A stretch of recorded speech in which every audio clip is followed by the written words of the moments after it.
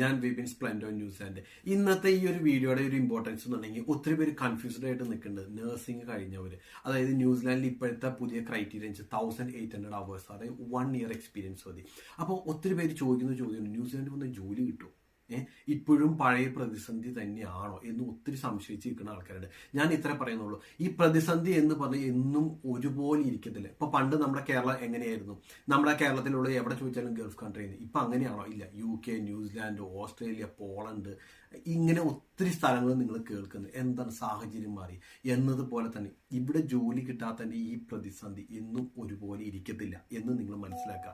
പിന്നെ അതുപോലെ New Zealand register ചെയ്ത് നിങ്ങൾക്ക് വിത്തൗട്ട് എനി എക്സാം നിങ്ങൾക്ക് ഓസ്ട്രേലിയൻ നഴ്സിംഗ് കോഴ്സ് രജിസ്റ്റർ ചെയ്യുക. അപ്പൊ അതുകൊണ്ട് ഞാൻ ഇത്ര പറഞ്ഞു, നിങ്ങൾക്ക് 2 മൊഡ്യൂൾ ക്ലിയർ ചെയ്തിട്ടുണ്ട്. ഇപ്പൊ 1 വർഷം എക്സ്പീരിയൻസ് മതി.